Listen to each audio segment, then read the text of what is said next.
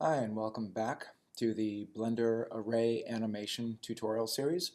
So this will be part 4, where I show you how you can add in an MP3 audio file to your array animation and get some music in there.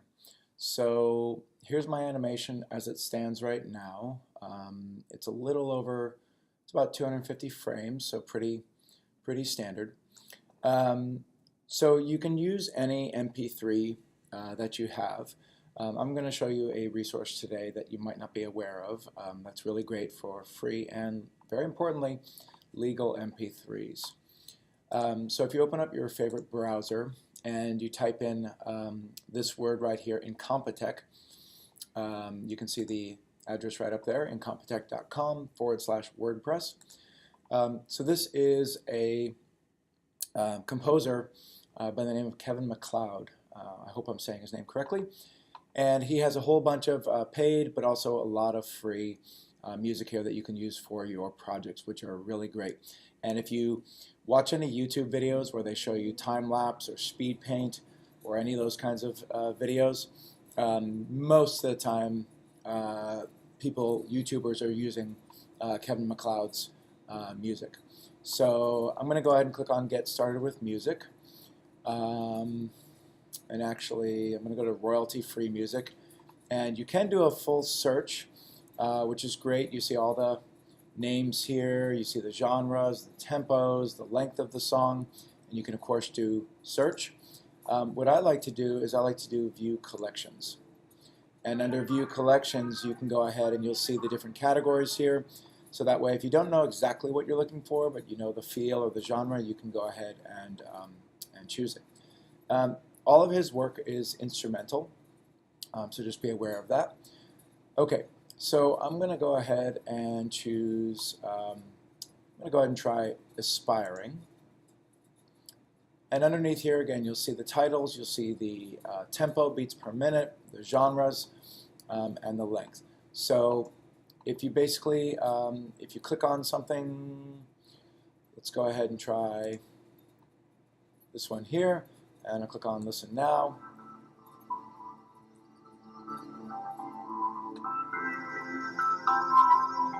Okay, so let's say that's the one I want. Obviously, you can spend a lot more time and listen to more, but you'll see a blue link here that says Download as MP3. So you're going to go ahead and let that download. Yours is probably going to go to your Downloads folder or to your desktop. Mine is going to my desktop. Okay, so now we come back to Blender once it's downloaded. And how do we actually get an audio file into Blender? So what you're going to do is you're going to take one of your 3D windows. You can see I've got my 3D workspace right here. And in the bottom left-hand corner, you're going to click on this pop-up menu.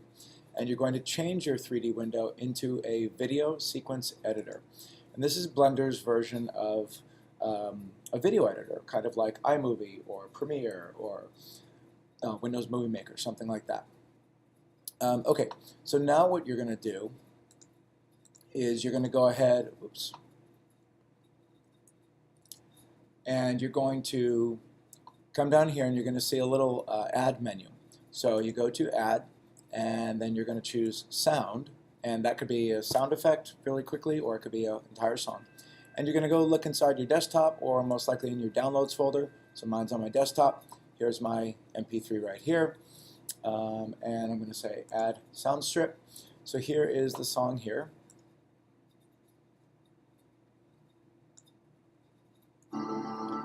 And you'll see that if I go ahead and press play, I can go ahead and watch my camera view, what I've got going on here, and of course I'm just zooming out here. Okay, so the only real problem right now, of course, is that my song is a lot longer than my animation is. Keep in mind, some things to keep in mind, is that you're operating at 24 frames per second. So right now my animation is 250 frames, so I'm at just under a 10-second long clip. So you can do some trimming inside Blender, but if you really wanted you know, the middle part or the end part of your song, it'd be better to go ahead and probably edit your song before you bring it into Blender, so that way you just bring it into Blender and it's pretty much good to go.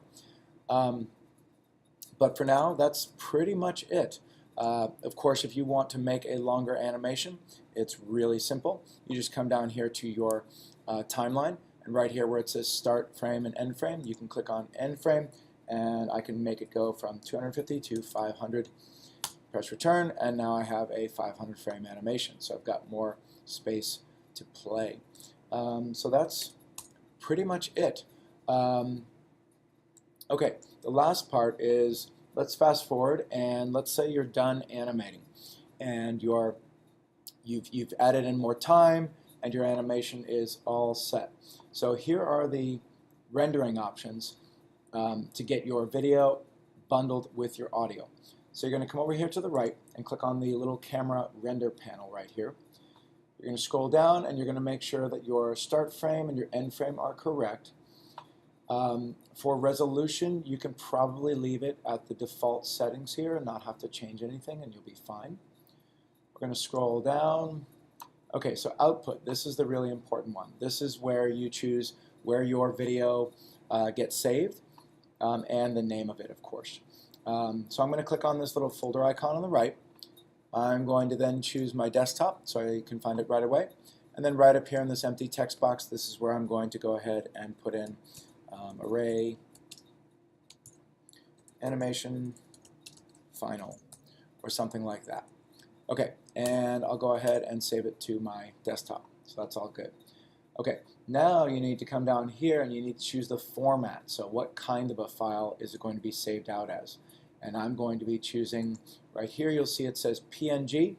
That would save all of your frames as individual images. In addition to that, it would not include any audio, so we don't want that. What you want is over here on the right hand side, you're going to go to movie and you're going to choose FFmpeg video. It's the last option. Okay, so after you do that, you're going to then come down here to encoding and you're going to click on encoding.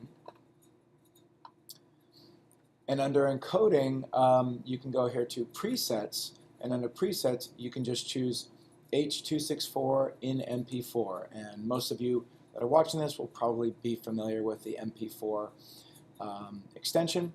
Okay, so now the audio. If you're going to scroll down here, you'll see it says audio codec, and it says none, which basically will give you a quiet video in the end. So most of you watching this will probably be able to choose MP3. If you're on a Windows system, you can probably go with MP3 and be just fine. At the time of this recording, I tried MP3. I'm on a Mac computer, and I tried MP3, and while that should work, it didn't, and I'm not sure why. So what I'm going to recommend is for Mac users, choose this option right here, AAC. Okay, so once you've done that, you can go ahead and do file save. It's a good idea before you save, and then scroll back up to the top, and you'll see right here where it says animation. And now it's going to go ahead and it's going to render your entire animation here. So I'm going to stop the screencast recording, and I'll probably try to catch up with you at the end and show you the finished product. Okay, so we're back, and here's my desktop, and you'll see that I've got the video right here, array animation, and if I open it up, and there we go. It's got some lighting issues going on here. You can see it's really dark. I think you guys probably can't hear my screencasting software. I don't think is actually recording the computer's audio off the sound card, and so you might not be able to hear the music, but you have to trust me that it is actually playing, so those settings do work. Okay, I hope this helps you out, and happy blendering.